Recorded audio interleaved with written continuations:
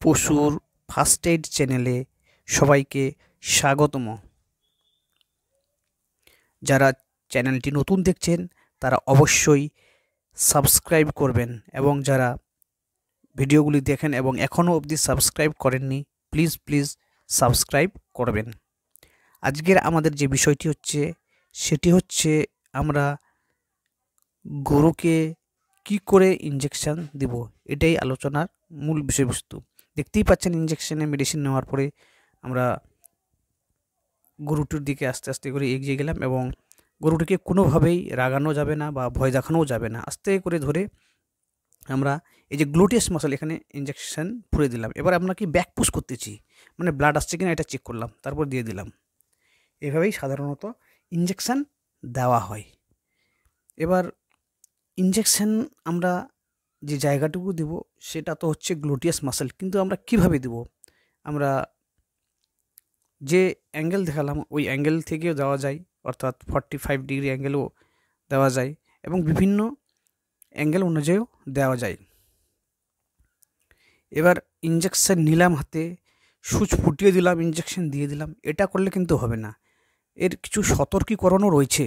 যেমন আমি ইনজেকশনের যে সুচ আছে সেটাকে ফোটানোর পরে বা মাংসের মধ্যে ঢোকানোর পরে আমাকে আবার যে পিস্টন আছে ওটাকে ব্যাক পুশ করতে হবে, তার মানে ব্লাড আসতে হচ্ছে কিনা। ব্লাড আসার কারণ কি, কিছু কিছু ইনজেকশন যেখানে আপনার মানে ভেনে দেওয়া যায় কিন্তু মাংসে দেওয়া যাবে না, বা মাংসে দেওয়া যাবে কিন্তু ভেনে দেওয়া যাবে না, এইরকম কিছু ক্রাইটেরিয়া থাকে।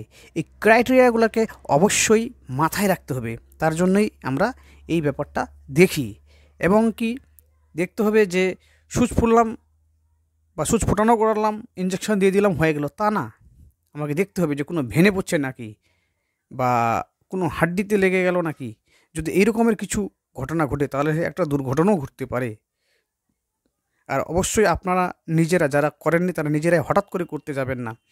কোনো রেজিস্টার্ড ভেট বা যে প্যারা ভেটস আছে তাদেরকেও দিয়েও করাতে পারেন।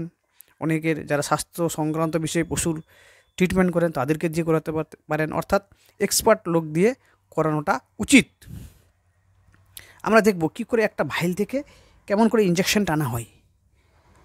এই যে হলুদ রঙের মেডিসিনটা দেখতে পাচ্ছেন সেটা মেডিসিন, এবং এক হাতে ভাইল ধরানো হয়েছে এবং এক হাতে ইনজেকশন ধরে ওটাকে টানা হয়। এবার আমরা ইনজেকশনের ভিতরে বাবলস আছে কিনা সেটা দেখে নেব, অর্থাৎ কোনো মতেই বাবলস বা বায়ু রাখানো যাবে না। এই যে গ্লুটিয়াস মাসলে হালকা করে একটু মালিশ করে আমরা নিয়ে নিলাম।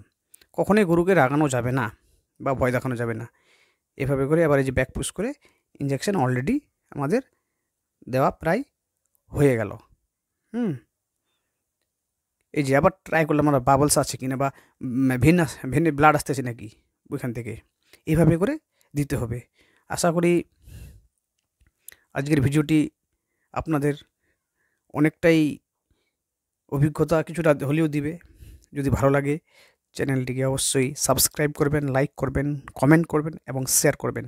সবাই ভালো থাকবেন, সবাই সুস্থ থাকবেন, এবং পশু পাখি সবাইকে সুস্থ রাখবেন। ধন্যবাদ, ভালো থাকবেন।